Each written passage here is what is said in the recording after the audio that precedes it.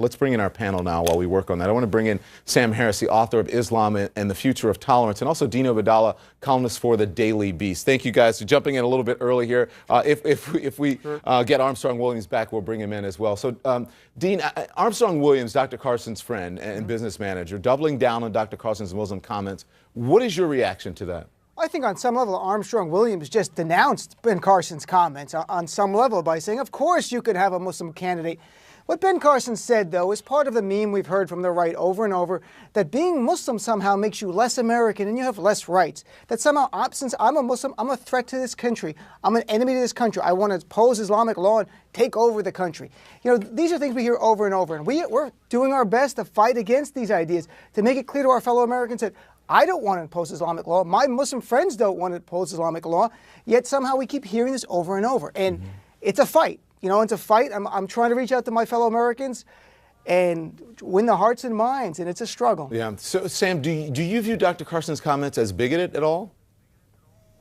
Well, I do. I think we have to distinguish between how we treat ideas and how we treat people. And what you hear in Dr. Carson's remarks is a kind of Christian demagoguery coming into the conversation. Frankly, he's not a very thoughtful person. I mean, here's a surgeon who doesn't believe in evolution. I mean, if ever you needed proof that you could be a surgeon without being a scientist, you have it in the person of Dr. Carson.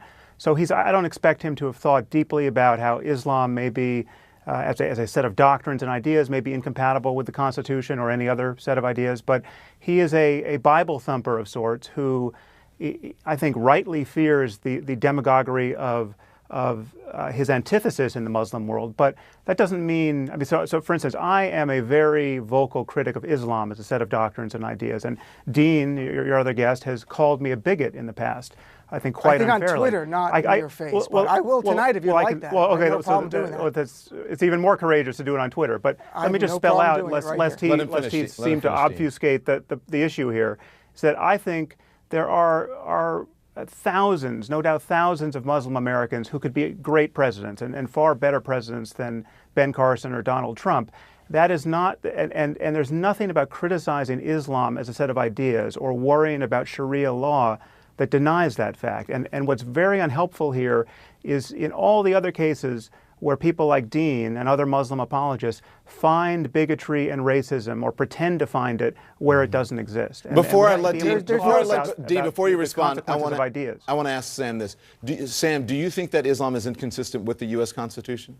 As someone who studies this. Well, it depends what you mean by Islam. Islam is a vast set of commitments and ideas, and you know, there are 1.6 billion Muslims on earth who hold to those ideas in varying degrees. Some nominally, and some are, you know, right next door to, or even right of, you know, Mullah Omar. The crucial case of extremism now is ISIS, or the Islamic State. Now, if you're going to talk about Sharia law, if you're going to talk about the law that mandates the cutting off of hands of thieves or throwing gays from rooftops. Is that in the Quran, Sam? Sam, is that in the Quran, throwing gays from rooftops? Sam, is that in the Quran? It's in the Hadith. It's not in the Quran. You know it's not in the Quran, Sam. And not all Muslims follow Hadith. You know that. I've had a gay imam, openly gay imam. Dean, let him interrupt me. Sam, finish your thought, and then Dean, you can respond. Dean, you're going to get a chance to talk. But it's this kind of obscurantism that you hear piping up from Dean now, which gives some kernel of truth to the fears expressed by people like, again, genuine bigots like Ben Carson, or even worse, like the person who stood up at Trump's rally, who was obviously a lunatic, obviously a bigot, should have been shouted down by Trump. But what's very sinister here is when you have seemingly liberal Muslims play hide the ball with the article of faith and deny at every turn that there's any link between ideas and the kinds of violence we see in the Muslim world. Go ahead, Dean. Getting advice from Sam about Islam is like getting advice from Paula Dean about Black Lives Matters. You have to be kidding me. There you go. He's calling me a bigot on national television. I didn't call you a bigot. I have not. I'm absolutely not a bigot. Okay, and I will say this, Sam. I agree with you, and I applaud that you say that what Ben Carson says was bigotry, and what was said at the Trump event was bigotry, and that's great. And we do agree on that. So maybe we can find common ground in certain places. Dean, that's where we can. I just released a book with a Muslim co-author, a person who has paid his dues against bigotry far more than you have, I would imagine. He spent 4 years. Sam, he spent 4 years in an Egyptian prison, and yet you are responding to me like a bigot. We live in the United States. Sam, we live in the United States of America.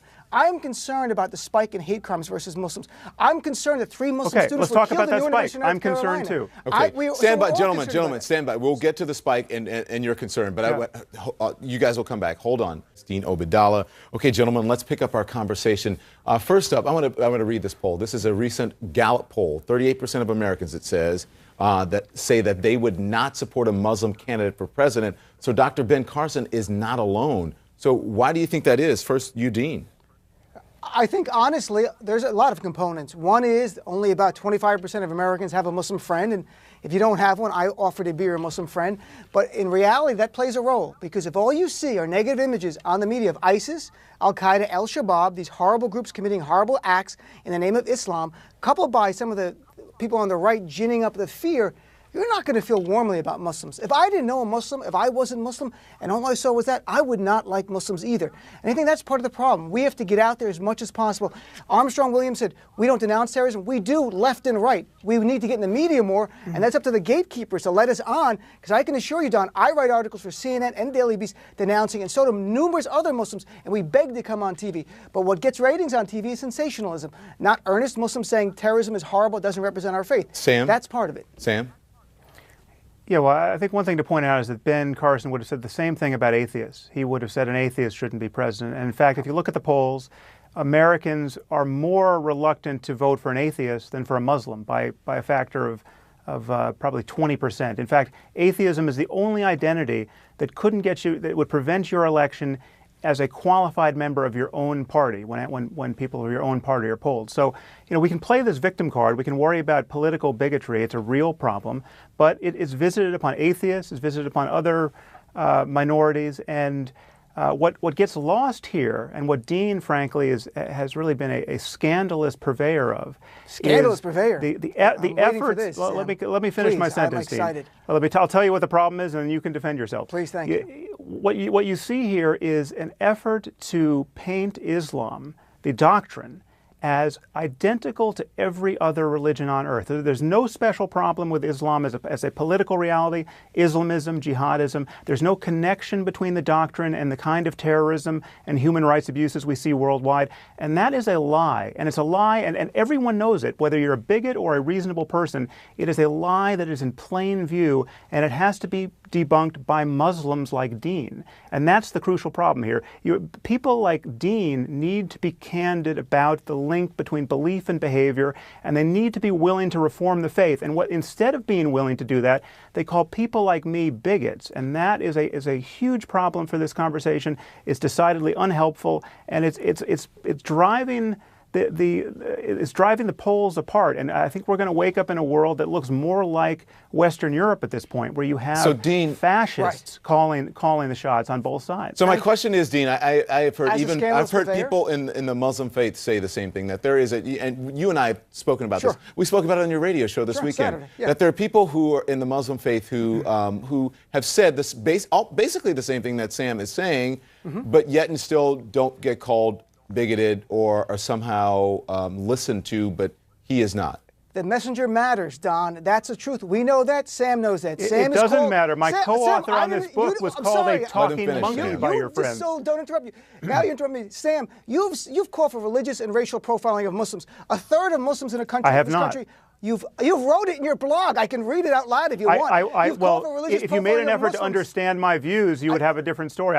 We can talk about profiling, but you have not summarized my views accurately. Let's continue on, though, and talk in the political realm. Dean, go ahead and answer my question, please. Well, the question is, ISIS and Al-Qaeda are killing Muslims more than anybody. Do you not think we want ISIS and Al-Qaeda to be stopped? We very much want that to be done. We're having discussions internally in our community. We want to do more. I don't know how I'm going to reach someone in Pakistan, frankly, or Afghanistan. So how do we fix this issue in the U.S. where you have a presidential candidate saying that a Muslim should not be president? You have 38% of the population saying the same thing. So I think it takes time. The same way anti-Semitism in America in the 1930s and 40s was mainstream. The same way racism against African Americans was mainstream. Right. The same way anti-Catholicism in 1960. John Kennedy gave a famous speech, and maybe it takes some of us, and I have no problem giving that speech, that John Kennedy addressed it head on, that he believes in absolute war between church and state. It's not just incumbent upon Muslims to do it. We all have to do it. I appreciate both of you, gentlemen. Thank you so much for joining me this evening. Thank you, Don. Thank you. Thanks, Don. Well, Carson's remarks, a calculated political move. Up next, our